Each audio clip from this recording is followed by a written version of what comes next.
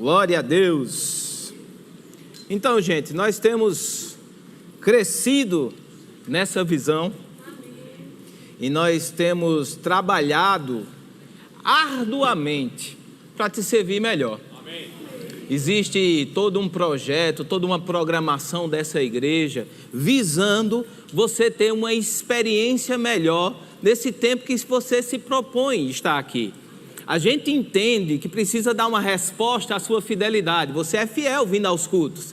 E a gente precisa melhorar o culto para você. A gente precisa gerir coisas para que as coisas boas sejam exaltadas e aquilo que não seja tão legal seja retirado. Mas a gente percebe nessa evolução que existe algo mais do que simplesmente a gente resolver a parte nossa. Existe algo que você também pode fazer e contribuir para que a experiência do culto seja diferente. Eu estava assistindo uma ministração ontem, uma ministra que eu respeito bastante, e ela disse, olha, imagina se nós nos reuníssemos não para encher as nossas vasilhas de azeite, mas chegarmos cheios, só para queimar. Imagina a experiência de culto se você chegasse aqui já turbinado, orando em línguas, lá no estacionamento você já começasse a liberar palavras, profecias, oração. Que experiência nós teríamos em estar juntos? E é por isso que a gente surgiu no coração do pastor e a gente vai reverberar isso durante esse dia, esse domingo, a respeito de discipulado. Amém? Antes eu queria construir algo com você. Abra sua Bíblia em Hebreus, no capítulo 10, no verso 23. Hebreus, no capítulo 10, no verso 23. Nós vamos ver na revista e atualizada, e depois eu vou ver numa outra versão para a gente ver esse mesmo texto. Hebreus, no capítulo 10, no verso 23, diz: guardemos firme a confissão da esperança sem vacilar, pois quem fez a promessa é o que, gente? Oh, Jesus! Consideremo-nos também uns aos outros para nos estimularmos ao amor e às boas obras. Diga, uns aos outros. Não deixemos de congregar-nos, como é o costume de alguns. Antes, façamos admoestações, e tanto mais quando vedes que o dia se aproxima. Eu queria colocar aqui um slide, numa outra versão, esse mesmo texto, e a gente vai tirar alguns ensinamentos dele. Hebreus, no capítulo 10, no verso 23, começa assim: portanto, agora devemos nos apegar firmemente à esperança que habita em nós, sabendo que Deus sempre cumpre as suas promessas. Descubra maneiras criativas de encorajar uns aos outros e motivá-los a atos de compaixão, fazendo belos trabalhos como expressão de amor. Não é hora de nos afastarmos e deixarmos de nos reunir, como alguns têm o hábito de fazer, porque precisamos. Na verdade, devemos nos reunir com ainda mais frequência, ansiosos para encorajar e estimular uns aos outros, enquanto antecipamos o amanhecer. Alguns pensam que o ato de se congregar é um ato pessoal. Eu não preciso congregar, eu recebo já de Deus, através da minha consultoria pela internet, eu recebo de Deus já dos meus mestres, eu recebo de Deus da Bíblia, eu recebo de Deus do Espírito Santo, e é verdade, você deve receber de Deus na sua casa, no seu lar, na sua rede. O meu lugar secreto é a rede, certo? Então você pode receber na sua rede tudo que Deus quer depositar para você, meu irmão, mas tem um porém. Deus não deu tudo para você viver independente. Deus deu pessoas ao seu redor para você treinar a interdependência. Eu gosto do texto do sogro de Moisés, porque Moisés era Moisés. Moisés era o cara, Moisés via Deus face a face. Mas ele precisou do conselho do sogro de Jetro para fazer algo que ia levar ele a morrer cedo. Jetro chega, olha para Moisés julgando o dia todo, e depois ele chega para: rapaz, não é bom o que tu fazes, assim vai desfalecer você e o povo que está com você. Aí Moisés podia ter olhado assim para ele: rapaz, se essa informação fosse importante para mim, a autoridade vai, age. Então, embaixo dessa autoridade, Moisés olhou para Jetro e disse: eu respeito, não entendo, eu respeito, vou orar. Orou e Deus disse: é assim. Ele olhava Deus face a face, mas precisou de alguém dizer algo. Não é uma besteirinha que multiplicou o ministério dele, não. É algo que livrou ele de morrer cedo. Olha a importância de você estar aqui. Numa dessa, você recebe uma palavra que vai livrar você da morte no meio de um congregado desse. Então, número 1, o congregar, você vai escutar coisas que Deus não vai falar para você, porque Ele já ungiu alguém para falar para você. Número 2, não é somente você, meu irmão, na parada. A Bíblia diz que a gente se congrega não somente por nós, mas a gente se congrega pelo irmão que está do seu lado. Olhe para o irmão que está do seu lado. Esse não que você gosta. Não olhe para o outro não, porque agora vai entregar. Deixa quieto. Você olha depois, na saída você olha assim e faz: meu Deus, é seu irmão. É seu irmão, está ligado, é corpo, está com você. Você não se congrega só por você, você se congrega por ele. Então, quando nos reunimos, sabendo que o tempo urge, sabendo que as coisas estão acontecendo, mas pastor, lá fora está uma coisa muito louca, trevas, como o pastor Humberto está dizendo, trevas, vão ser mais trevas ainda. E o que é que a gente precisa? Se reunir para brilhar a luz no meio das trevas. Quanto mais escuro, mais eficiente é a luz, meu irmão. Você não sabe como é o céu antes de ir para o interior e olhar para ele e ver como é que é. Porque a luz da cidade não deixa o céu brilhar. Mas quando você vai para o interiorzão, que não tem luz nenhuma, você olha e vai: meu Deus do céu, o que é isso? Tem estrela lá que você nunca pensou que estava lá, mas é um céu estrelado e lindo. Então, quanto mais trevas tiver lá fora, mais a igreja vai brilhar a sua luz. E você, como igreja, existe responsabilidade sobre a sua vida. Você é tão responsável quanto todo mundo aqui que está trabalhando para fazer esse culto acontecer. Até porque não existe coincidência. Se você pensava que não vinha hoje e veio, esse encontro já estava marcado na eternidade. Você deveria estar aqui nessa cadeirinha que você está. Sabe o que é que você está fazendo? Para se cumprir a profecia que você precisava estar essa manhã escutando a respeito de discipulado.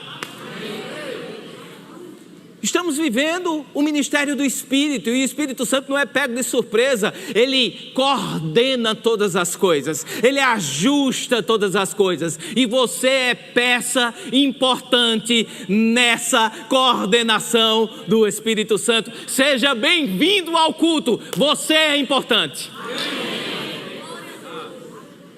Agora o mundo vai dizer que você é mais um no meio da multidão. O mundo vai dizer que qual a importância que você tem.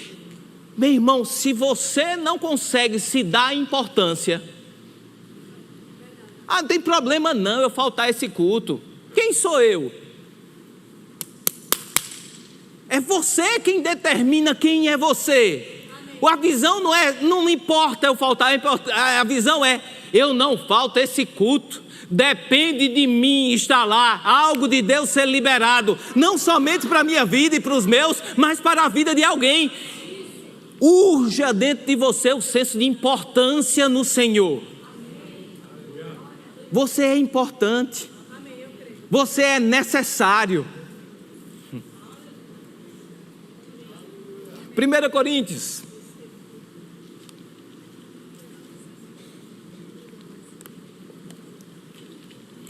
Uma das frases, Paulo trabalha com algumas frases que ele repete nas suas cartas.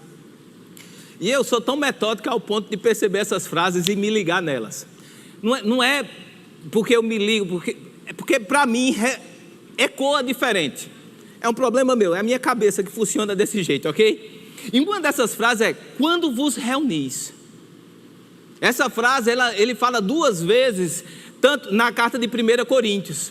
E quando ele repete alguma coisa, quando a Bíblia repete alguma coisa, me chama a atenção e eu gosto de catar e correr atrás. Quando vos reunis. Então existe um padrão para a gente fazer quando a gente está reunido. Existe algo para a gente realizar quando a gente está reunido. Existe uma orientação bíblica para nós quando nos reunimos. 1 Coríntios capítulo 11, a partir do verso 17, fala um aspecto negativo da igreja de Coríntios que Paulo estava corrigindo. Ele diz, olha, quando nisto porém, no 17, 11 e 17, 1 Coríntios, nisto porém que vos prescrevo, não vos louvo, porquanto vos ajuntais, não para melhor, e sim para pior. Existe um ajuntamento de santos, e existe algo que eles estão fazendo ali que é errado, que não promove. Então existe a possibilidade de nós como igreja estarmos reunidos e não melhorarmos. Percebe que não era o pregador que era o culpado? Não era o pastor que era culpado, era a congregação que estava se reunindo e saindo de lá pior. E ele diz assim, ele continua, verso 18, porque antes de tudo eu estou informado a ver o que, gente? Divisões entre vós, quando vos reunis na igreja, e eu em parte creio. Olha só, dentro da igreja panelinha, se não for de pastor tal, eu não recebo, se não for de pastor tal, eu não recebo, eu sou da panelinha dos diáconos, eu sou da panelinha do discipulado, e quem é o melhor departamento e quem não é, eu sou da panelinha do Conectados de Casa Amarela, não, eu sou da panelinha do Conectados de, Casa Forte, Tamarineiro, a outra panelinha.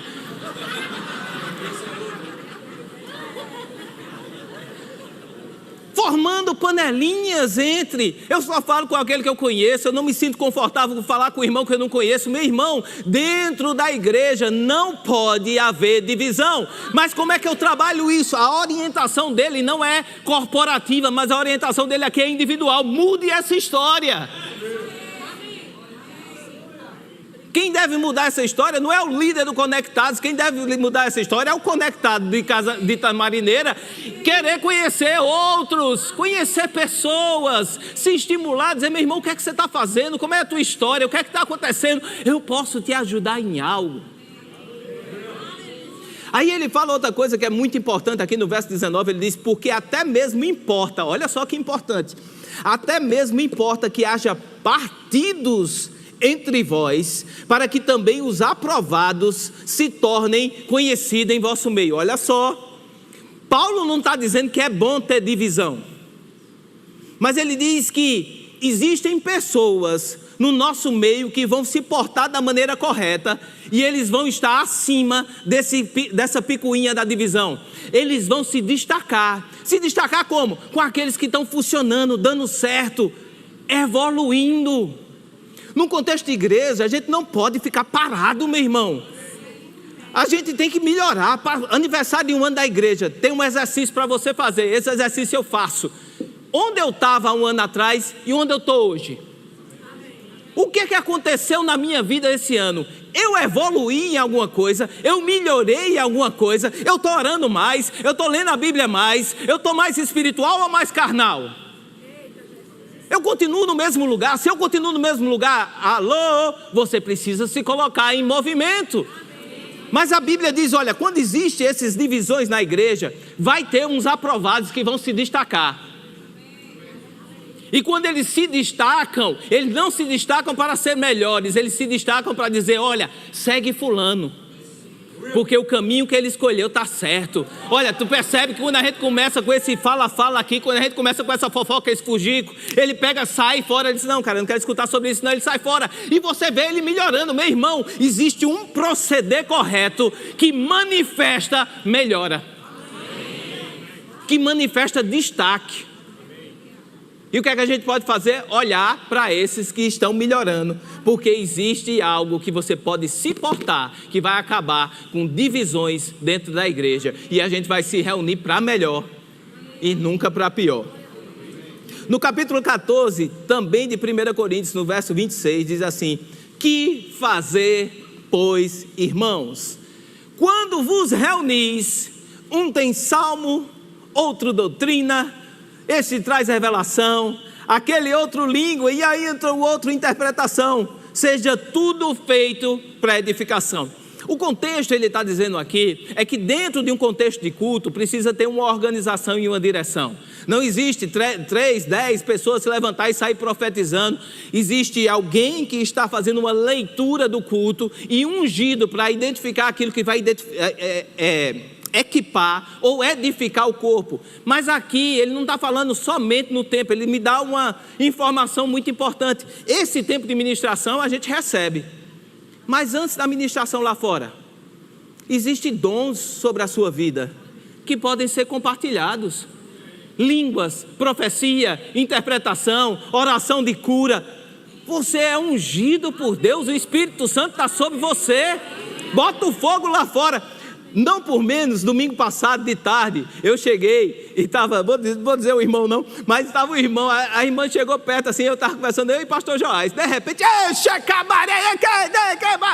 aí eu olhei para trás, estava a irmã recebendo assim, e ele é um senhor muito querido nosso, impondo as mãos sobre ela, a gente foi, eu e Joás ajeitar, a irmã foi diaconar, no meio do pátio, mas é uma reunião de crente, meu irmão, a gente vai ficar no meio do pátio falando sobre o quê?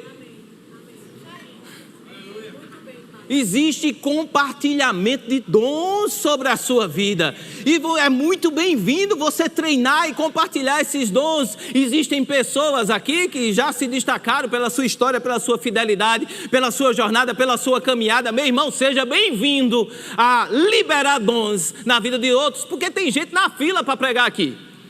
Não, um dia o pastor me chama para pregar no púlpito, e um dia vai acontecer mesmo, sua fidelidade vai lhe trazer e você vai ministrar, mas talvez seja uma ministração em um ano. Quantas oportunidades você tem lá fora de ministrar aquilo que Deus tem colocado no seu coração, a palavra de Deus? Compartilha com o seu irmão, faz ele crescer na mesma graça que você vem crescendo. Está funcionando para você, vai funcionar para o seu irmão. Você é habilitado por Deus para compartilhar dons quando vos reunis. Existe o compartilhamento de dons. O Espírito Santo está se movendo nesse lugar. Ele está tocando o seu coração. Ele está mudando a história da sua vida. Ele está fazendo com que você receba essa palavra no mais íntimo do seu coração como revelação e não como informação. E o sobrenatural de Deus vai se manifestar. Abra comigo em Gálatas. Vamos ver outro aspecto.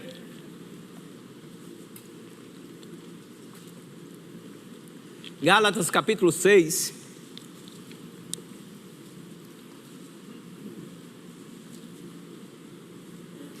A partir do verso 9 e 10. E não nos cansemos de fazer o que, gente? Eu acho interessante não nos cansemos de fazer o bem. Porque implica dizer que parece não ter uma recompensa logo na hora. Eu não vejo um filho meu se cansar para fazer algo que a recompensa está aqui esperando. Eles fazem num ânimo. Pense, se existe uma recompensa perto, você não cansa. Está aqui, eu vou te dar agora. Faz isso aí que eu te dou agora. Você, até o ofegar, se for alguma coisa física, fica divertido. Vou receber agora, está aqui. Você só cansa de algo quando não tem uma recompensa tão óbvia, tão aparente, tão imediata. Porque exige de você disciplina. Quantos aqui eram magrinhos, se na hora que você corresse, ou na hora que você fosse para a academia, já juntasse um músculozão, já pulasse, você acabasse, fizesse assim, tipo Popeye. Eu sou velho. Se cada um fosse malhar, era como se fosse papai, quando toma o espinafre, saísse de lá, você malhava sempre. Mas o resultado só vem com 1, 2, 3 anos. E para você ver esse resultado, você precisa de disciplina. Na sua atividade física, na sua alimentação. Não existe milagre. Mesma coisa aqui, fazer o bem precisa disciplina. Você precisa estar convencido de algo maior para você permanecer fazendo o bem. Permanecer, escolher sempre o bem. Porque a seu tempo ceifaremos, se não desfalecermos. Existe uma recompensa de fazer o bem? Tem. Ela está lá na frente. E se você não desfalecer, você vai colher.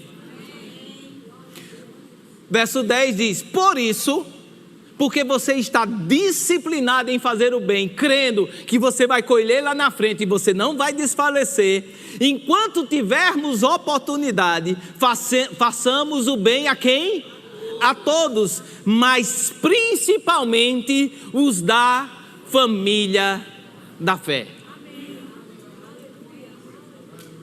A fé nos encerra numa família. A fé nos estabelece na família de Deus. E uma vez que nós somos estabelecidos na família de Deus, sim, nós temos um relacionamento com Deus agora de pai. Ele é o nosso pai. Mas aquele irmão que você não olhou porque eu não deixei, é seu irmão. Porque os dois estão estabelecidos nessa família. E você precisa entender que agora você tem responsabilidades com o seu irmão. Responsabilidade de fazer o bem, responsabilidade de saber como é que ele está. Responsável, meu irmão. Nós vivemos numa cultura do oi, tudo bem? Que não quer dizer absolutamente nada. É um cumprimento. Você passa na frente das pessoas e diz: ei, tudo bom, como é que está? A sua boca fala algo, o seu corpo fala outra coisa completamente diferente, porque você dá um tchauzinho e sai. Você não dá nem oportunidade da pessoa dizer se está bem ou se não dá. Por quê? É um cumprimento, não tem substância em si, é vazio. Você não está interessado. E quando você tropeça, que não consegue passar, e a pessoa olha para você: está bem não, você, epa, era só educação, irmão. Estava querendo saber, e você fica lá para escutar do irmão. Isso é uma cultura ocidental, mas a gente pode estabelecer uma cultura celestial. E esse oi, tudo bem, ser verdadeiro. Você chegar para pessoas: como é que você está? Está bem. Você está precisando de alguma coisa? Se for dinheiro eu não tenho não, mas a gente pode orar junto por ele. Meu irmão, você pode fazer muita coisa pelo seu irmão. Você pode estabelecer muita coisa. Não sei não se é muito minha resposta. Abra lá em Gênesis capítulo 4. Gênesis capítulo 4, no verso 9.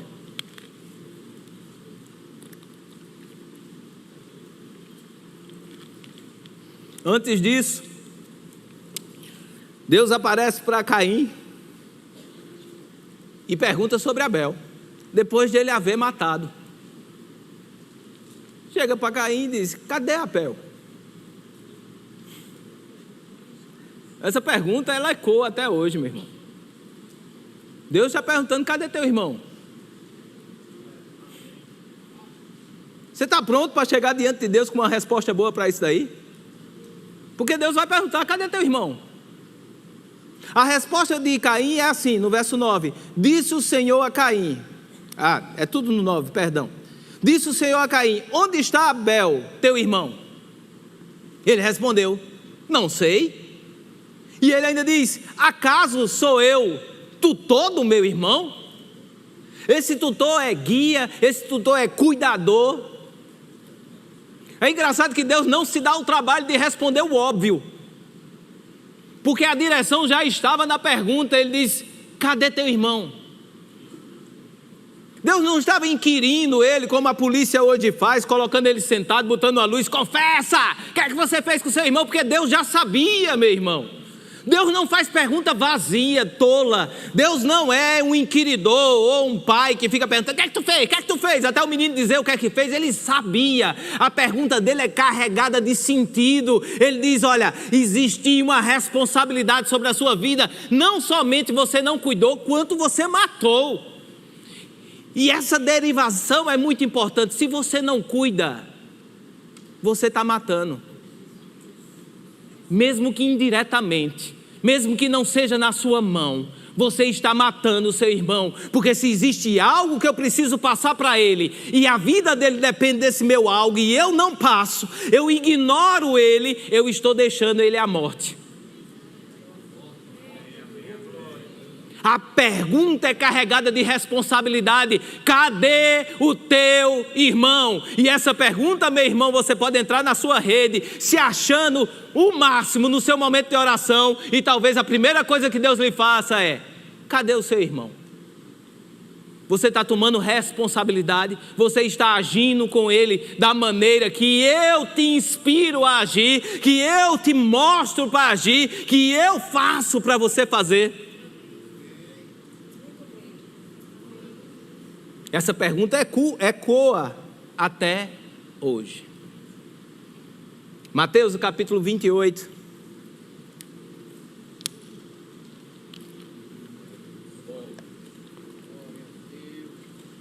Verso 18. Um versículo muito usado pelos evangelistas. Cristina que me perdoe, mas não é exclusivo deles. É usado para o evangelismo? É. Mas às vezes a gente deixa o id como se fosse uma coisa exclusiva para quem vai evangelizar.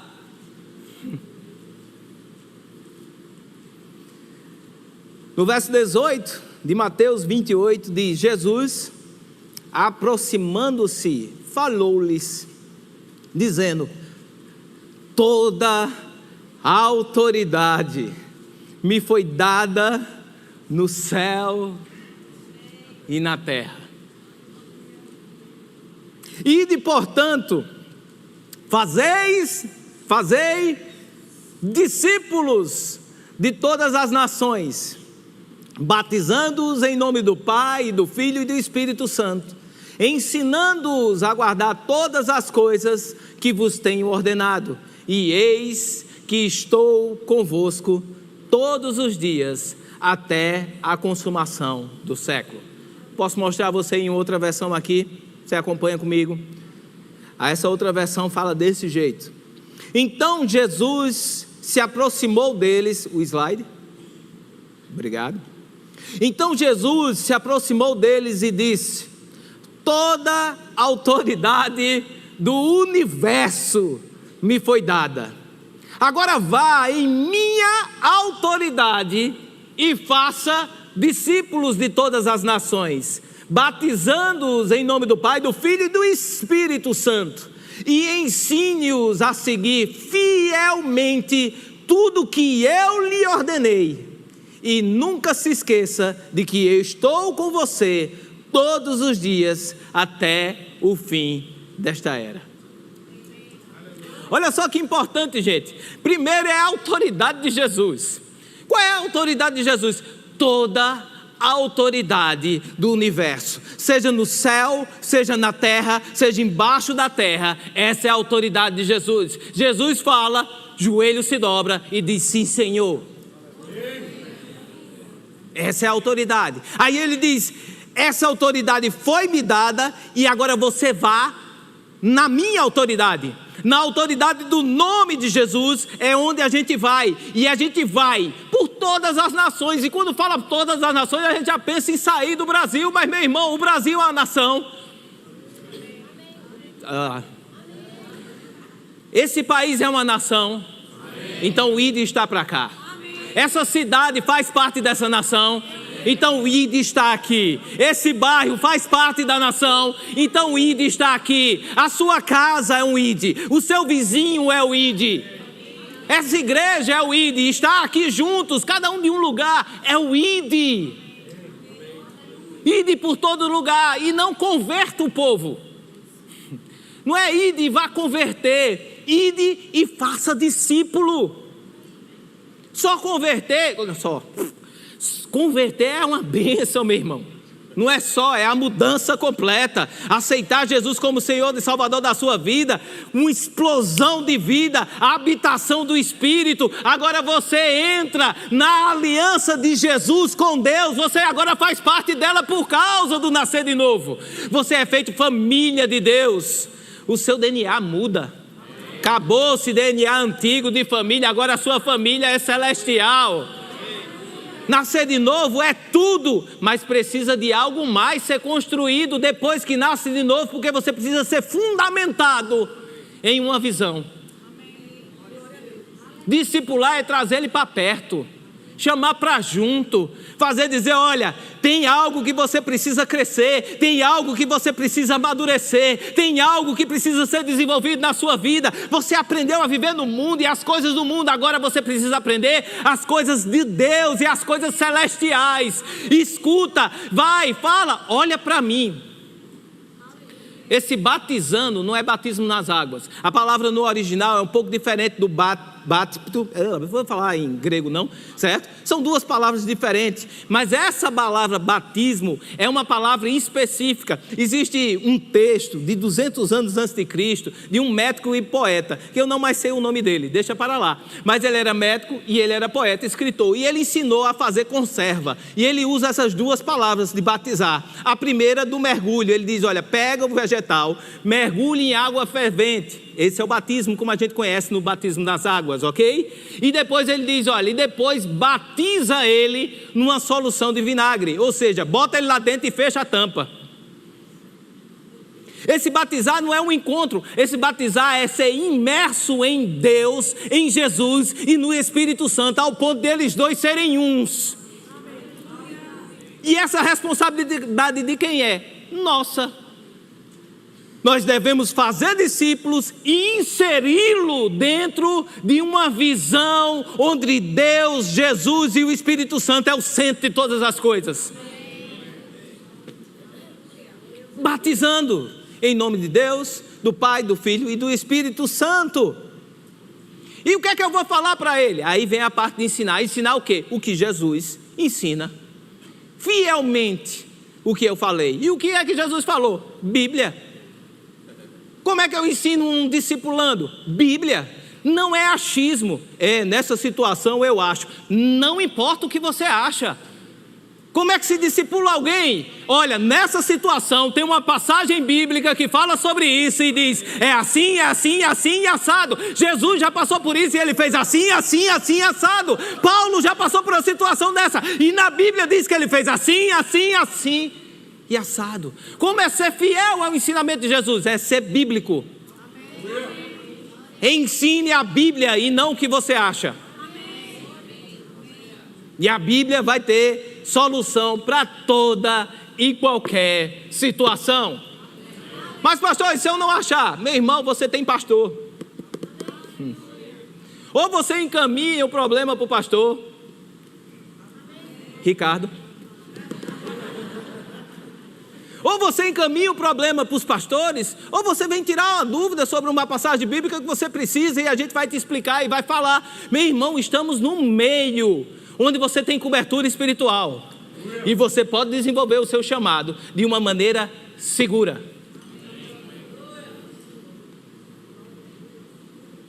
Eu queria finalizar com alguns textos para a gente ver uma ordem meio que implícita nas cartas de Paulo. Olha só, em Efésios, no capítulo 5, no verso 1.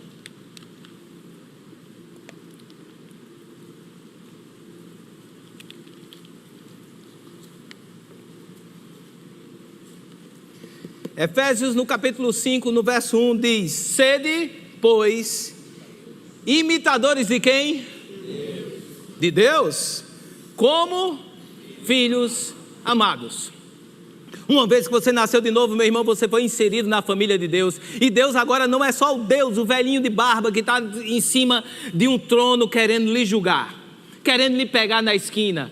A Bíblia nos garante agora que é a porta de acesso de intimidade, não ao Deus velhinho de barba sentado no trono, mas a seu Pai. Existe essa porta e ela está aberta, disponível para nós. E agora ele diz que nós podemos ser imitadores de Deus, como filhos amados. Que esfera de atuação é essa? A esfera da sua intimidade, a esfera do seu devocional, a esfera do tempo que você tira com Deus. Esse tempo que você tira com Deus é um tempo que você precisa para receber dele aquilo que você precisa fazer. Deus, como é que você lidaria com essa situação? Deus, como é que você faz? Algo vai ser impresso dentro do seu espírito e você sai de lá brilhando a glória dele, o conhecimento dele, a sabedoria dele.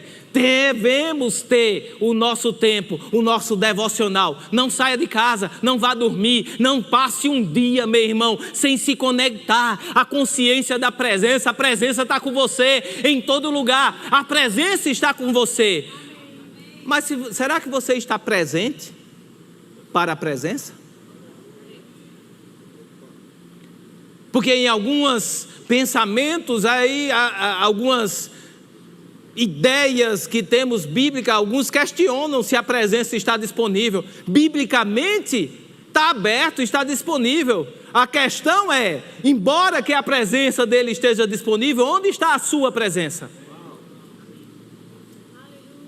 Onde você está? O que você tem feito com esse acesso que lhe foi dado? E ele continua desenvolvendo a ideia. 1 Coríntios capítulo 11, no verso 1.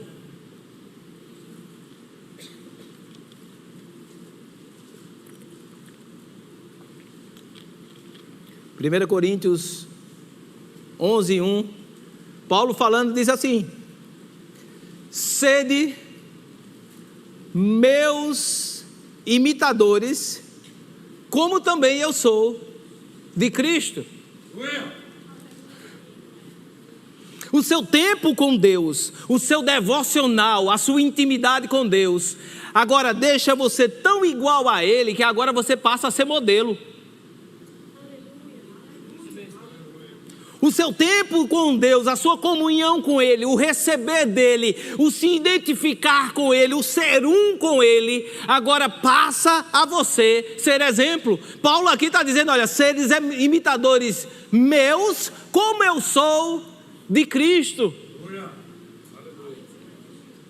E a esfera de intimidade, e a esfera de influência de quem Deus é, começa a crescer. Agora, não somente temos o nosso momento devocional, agora temos homens e mulheres ungidos em autoridade sobre a nossa vida, que vão manifestar Cristo, vão manifestar Deus por nós através da sua própria vida de intimidade. Por que isso é importante? Porque dentro da igreja, meu irmão, a gente vai ter pessoas de várias idades de novo nascimento. Você vai ter pessoas aqui que estão nascidas de novo há 10 anos, levanta a mão, 10 anos ou mais. Pronto. Você vai ter pessoas aqui que nasceram há 5 anos, entre 10 e 5 anos, levanta a mão. Você vai ter pessoas aqui que nasceram de novo há 1 ano, levanta a mão, entre 5 e 1. Você vai ter pessoas aqui dentro da igreja que tem menos de 1 ano de nascido de novo, levante sua mão bem alta e comemore. Olha, são as mais envergonhadas. Percebe que as de 10 anos são mais descrachadas, fizeram assim, ó, quando pediu, aí vai diminuindo a intensidade. A de 1 ano fez assim, a de menos de 1 ano fez assim. Você tem várias idades de novo nascimento, vários níveis de amadurecimento. E nesse nível de amadurecimento, talvez você não tenha ainda consciência do acesso que você tem e da porta que está aberta para encontrar com Deus. Você precisa de referenciais. E Deus ungiu pessoas dos ministeriais para estar sendo um referencial para a sua vida. Pastores, mestres, evangelistas, ungidos por Deus para ser referencial para você. E você deve ser imitadores deles, se eles forem de Cristo. Mas a coisa continua. 1 Coríntios capítulo 4, no verso 15. Diz assim, 4:15 até o 17. Porque ainda que tivesses milhares de preceptores em Cristo, não terias contudo muitos pais. Pois eu, pelo Evangelho, vos gerei em Cristo Jesus. Existe um sentimento de paternidade dentro da igreja, e assim como Moisés reconheceu em Jetro um pai espiritual, você precisa ter um pai espiritual também. Assunto para outra pregação, guarda isso no seu coração. Verso 16 diz: admoesto-vos, portanto, que sejais meus imitadores. Por esta causa vos mandei Timóteo, que é meu filho amado e fiel no Senhor, o qual vos lembrará os meus caminhos em Cristo Jesus, como por toda parte, ensinando a cada igreja. Você tem a autoridade estabelecida do pastor, daquele que está sobre a autoridade na igreja, mas o pastor delega essa autoridade para lideranças dentro da igreja, ministros dentro da igreja. E da mesma maneira que você deve olhar para o pastor como aquele que deve ser seguido, porque ele é imitador de Deus e você deve imitá-lo, também essas autoridades delegadas são dignas de serem imitadas, porque elas estão dentro de um contexto de aprovação de uma visão. Um ministro que sobe aqui, um líder que é levantado, uma pessoa que é ungida para servir, elas estão dentro de um contexto de autoridade e aprovação de uma visão, e serve para você imitar também, meu irmão. Imita a vida dessas pessoas, assim como ele imita a do pastor, e assim como o pastor imita a de Cristo. Percebe que é uma cultura de disseminação de um estilo de vida diferente. Filipenses capítulo 3, no verso 17.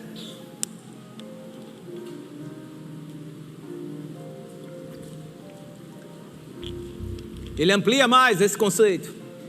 E ele diz assim, no verso 17 de Filipenses 3: irmãos, sede imitadores meus, e observai os que andam segundo o modelo que tende em nós.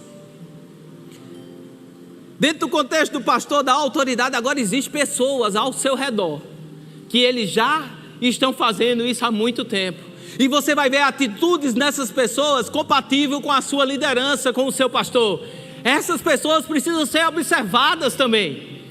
E serve de modelo para você se estimular, para você crescer. Uma pessoa que começa a prosperar, dá certo ao seu lado, não é motivo de inveja sua. Diz, porque ele está prosperando, eu estou aqui há 3 anos, ele só está há 1, por que ele está prosperando? Não, meu irmão, é você catar o que ele está fazendo. A quem ele está ouvindo, como ele está agindo, o que é que ele está fazendo. Meu irmão, me conta aí, como é que está a tua vida, me diz aí o que é que você está fazendo. Não, eu tenho vindo para oração, eu tenho feito curso de oração, estou fazendo rema. Você há 3 anos aqui, não veio um curso de oração, não fez um rema. A pessoa chega há 1 ano, já fez o curso de oração, já fez o rema, já está servindo.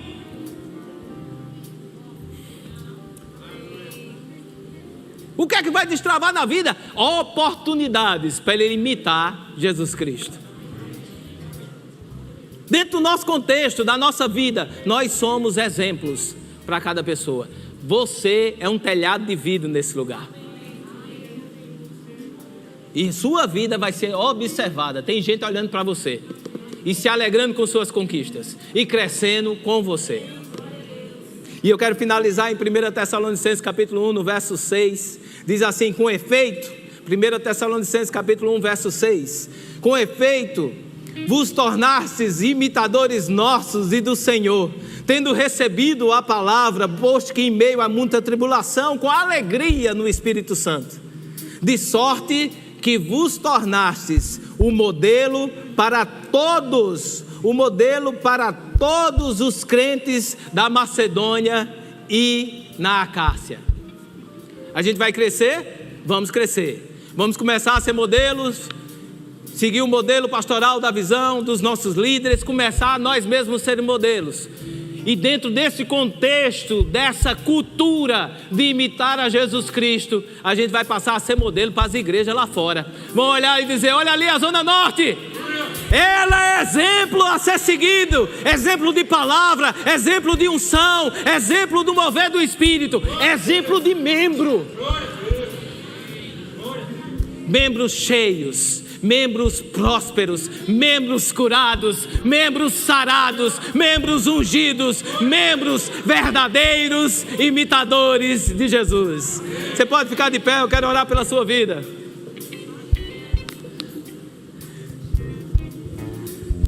Senhor Deus e Pai, Te agradecemos por essa palavra, Senhor. Entendemos a responsabilidade de sermos seus discípulos e de fazer discípulos, Senhor. E nós agarramos essa oportunidade de poder liberar para o meu irmão, para a minha irmã, a unção que Tu tem derramado sobre a minha vida, Pai. Te damos graças por cada um aqui presente, por cada coração que escutou essa palavra. Eu oro por espírito de sabedoria e de revelação, para cada um aproveitar a oportunidade de liberar algo divino na vida do seu irmão. Eu te dou graças no nome poderoso de Jesus. Quem pode dizer um amém bem alto?